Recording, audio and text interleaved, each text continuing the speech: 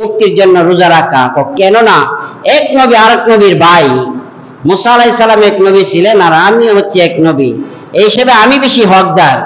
ওয়াউলা বিমুসা, আমি মুসা আলাইহিস সালাম মিনকুম, তোমাদের চাইতে আর মুসা আলাইহিস সালামের অধিক নিকটে, অধিক কাছের লোক। ফাসামাহু রাসূলুল্লাহ সাল্লাল্লাহু আলাইহি ওয়াসাল্লাম ওয়া আমারা বিসিয়ামিহি, মুসা নবীজি ওই দিন রোজা রাখলেন এবং সাহাবায়ে কেরামকে রোজা রাখার নির্দেশ দিলেন। পরের হাদিসে বলেছেন রাসূল পাক সাল্লাল্লাহু তাআলা আলাইহি ওয়াসাল্লাম এইভাবে তিনি ইরশাদ করেছেন, কুসুমুত তাসিয়া ওয়াল আশিরা ওয়া খালিফুল ইয়াহুদা, তোমরা ইহুদিদের বিপরীত করো 9 তারিখ এবং 10 তারিখে রোজা রাখা ইহুদিদের তোমরা বিপরীত করো। কেননা এক হাদিসে, এই হাদিসে সাহাবায়ে কেরাম জিজ্ঞাসা করছিল যে আমরা যদি একটা রোজা রাখি, ইহুদিরা মনে মনে ভাববে যে এরার অনুকরণ বুঝে আমরা করতেছি, এই হিসাবে আমরা কি করব, আমরা রোজা রাখবো তাসিউ ওয়াল আশিরা, তাসিয়া ওয়াল আশিরা, 9 এবং 10 তারিখে রোজা রাখবো। তো ওই দিন মুসা আলাইহিস সালামকে আল্লাহ পাক রব্বুল ইজ্জত সেই দিন মুক্তি দিয়েছিলেন। আর ওই দিন এমন একটা দিন যেই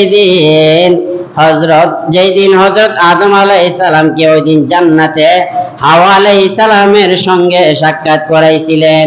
ওই দিন আইয়ুব আলাইহিস সালামকে দীর্ঘ 18 বছর দুরারোগ্যে ব্যাধি রোগে দিয়ে আক্রান্ত হয়েছিল। 18 বছর পর হযরত আইয়ুব আলাইহিস সালামকে ওই দিন মুক্তি দিয়েছিলেন। ওই দিন হযরত সুলাইমান আলাইহিস সালামকে পৃথিবীর রাজত্ব দান করেছিলেন। ওই দিন হযরত ইউনূস আলাইহিস সালামকে আল্লাহ তাআলা মাছের পেট থেকে মুক্তি দিয়েছিলেন। ওই দিন হযরত ঈসা আলাইহিস সালামকে পৃথিবীতে আগমন করালেন। ইদ্রিস আলাইহিস সালামকে আসমানে উত্তোলন করলেন। দাউদ আলাইহিস সালামকে বিশেষ সম্মানে মর্যাদিত করলেন। ইউসুফ আলাইহিস সালামকে তার বাবা ইয়াকুব আলাইহিস সালামের সঙ্গে ওই দিন সাক্ষাৎ করালেন। ওই দিন আল্লাহ তাআলা প্রিয় নবী সাল্লাল্লাহু আলাইহি ওয়াসাল্লামকে হিজরত করাইলেন। আর ওই দিন হযরত জিবরাইল আলাইহিস সালামকে মুকাররাবিন বানাইলেন। ওই দিন হযরত ইব্রাহিম আলাইহিস সালামকে নমরুদের আগুন থেকে মুক্তি দান করলেন। আর শেষ এই দিনটাকে বিশেষভাবে স্মরণ করা হয়।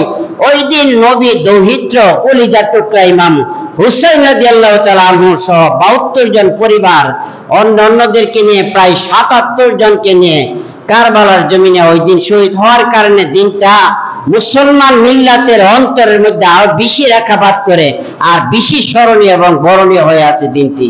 বলুন সুবহানাল্লাহ। আচ্ছা, ঠিক আছে।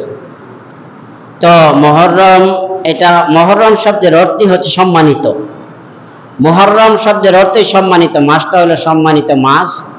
এই মাস হচ্ছে ইবাদতের মাস। বলা হয়েছে এই মাসে বেশি বেশি রোজা রাখবেন যারা পারেন। আর রাসূল পাক সাল্লাল্লাহু আলাইহি ওয়াসাল্লাম যেহেতু 2টা রোজা রেখেছেন, নবীজি বলেছেন সিয়ামু ইয়াউমি আশুরা, যারা আশুরার দিন রোজা রাখবে আহতাসিবু আলাল্লাহি আইয়ু কাফিরা সানাতাল্লাতি কাবলাহু, যে আমি আশা করি আশুরাতে যারা রোজা রাখবে তাদেরকে আল্লাহ তাআলা তার পূর্বে জীবনের সব গুনাহগুলি আল্লাহ তাআলা মাফ করে দিবেন। বলুন সুবহানাল্লাহ। আচ্ছা, এটা সামনে আরেকটা জমা আছে, রোজার কথা আরো বলবো। রোজার গুরুত্ব অনেক।